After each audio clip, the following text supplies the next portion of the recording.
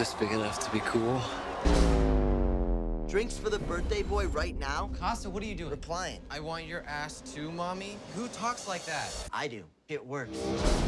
There's a little guy in the oven. Think about it. Our balls are where his eyes are. Don't do it, man. You're way too fat. Shut up.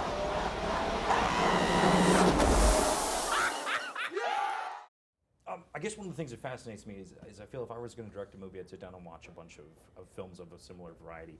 Do you sit down and actually try to watch camcorder footage to get into a found footage mode? I actually shut myself off a lot. In my process is not to let too many things in, but if there are certain things that I'm kind of like, you know, this doesn't quite feel right, you know, that at that point maybe I'll do a little bit of research and just see, like, you know, what are, you know, try and dissect bits of footage to realize and understand, why does that feel so real? And why does this not feel real? I guess start off by telling me the audition process for this. Is there a lot of improv going in? Yeah. Oh yeah, it was like all improv. Yeah. I mean, I did my first read for the producers, which is the casting director, and that was scripted, and it was not very much dialogue. And then they brought me back, and basically everything from that point on, I did 2 more callbacks, and it was all improv. Super fun. Yeah, we didn't really get a chance to know what the film was about until we had actually gotten the movie. It was all very hush-hush. Yeah, we had no idea. So we kind of only, like she said, we got, like, you know, a scene to do, but it wasn't supposed to be the scene from the actual film, so we didn't know what it was about. Oh, it was but totally made up.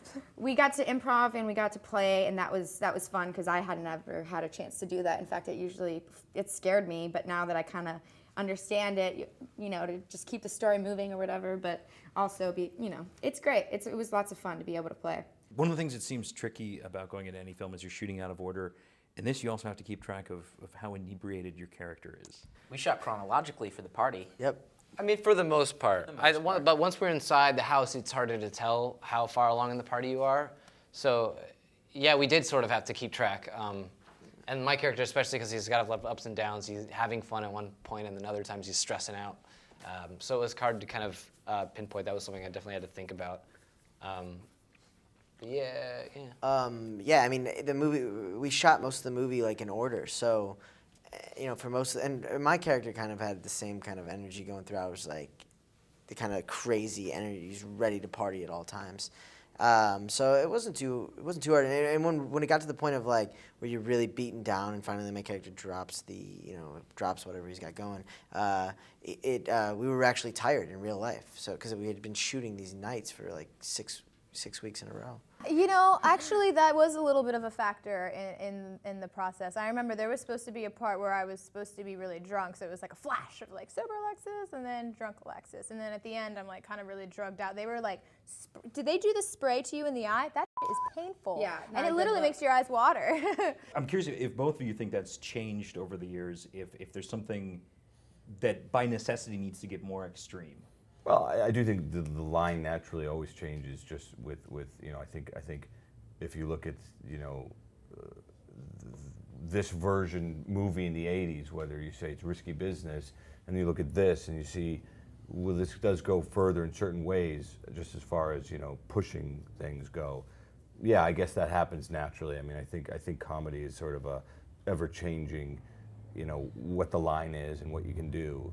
So yeah, that's definitely happening. You know, kids are a lot more desensitized to things now, I think, but by just sort of having these kinds of imagery accessible to them now much more easily, you know. So yeah, I mean, that line, like you say, just keeps moving up. But when you're acting, do you even know which camera is going to be the one shooting you, or is it just lots of things going at once? I tried to not worry about it too much because it was just like, I don't know what's going on. I just try not to stay out of that. Though it's different in this one because it's okay to be aware of the camera in a movie like this, whereas in another movie, you know, you were supposed to block out the fourth wall. So it sort of frees you up to kind of, you know, you can look at the camera. It's not a no-no. And a lot of people, especially like when we introduce new characters in the story, they always kind of look at the camera like, what?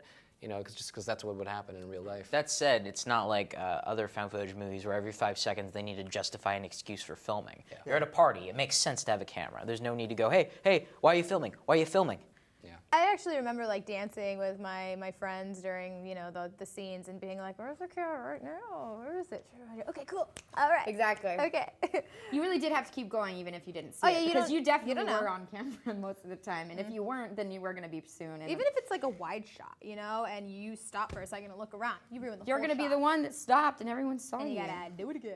And how do you keep the energy up? Is there music? Yes, when you're yeah, there? definitely music. Thank Scott goodness. Budnick was on it and got like the best DJ in LA, so that helped a lot because music Definitely. has a lot to do with the energy up at a party, and then you know lots of caffeine, and then just the pure adrenaline of being on a film like this, and it was Yeah, you we know, were it was all all so our first excited. films. It was we didn't even know how great and how big this was gonna be, but and we were still super duper stoked. So think about how we feel now. Exactly. We're very fortunate. We had a DJ who was really to thank for a lot of that. And he would he played really awesome music. He had great taste. His name's Jesse Marco, DJ Jesse Marco, and yeah, he kept the energy up the whole time. Like dance, I mean, extras would Party be dancing. between takes. Yeah, extras would be dancing between takes, even though you know. we The didn't need to. solution to not getting party fatigue is to never stop partying.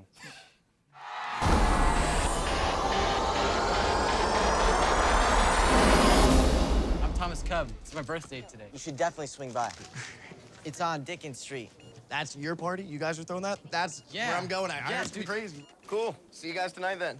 What? Mind your own business, lady.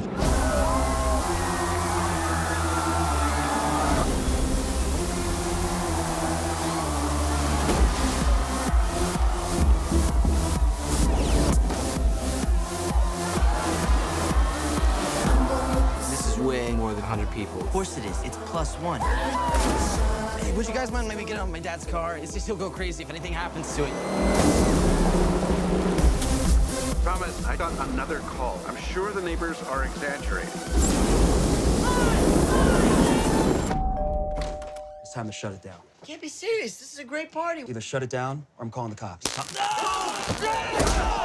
I'm calling the cops on your ass now. Do it, genius! It's all on tape! All I got was you punching that little child's face.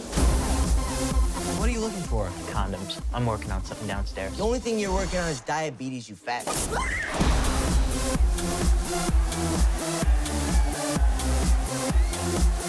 We'll have a whole day to fix this place up like new. What about this? What if my parents see it? Nobody's gonna see this but us, I promise.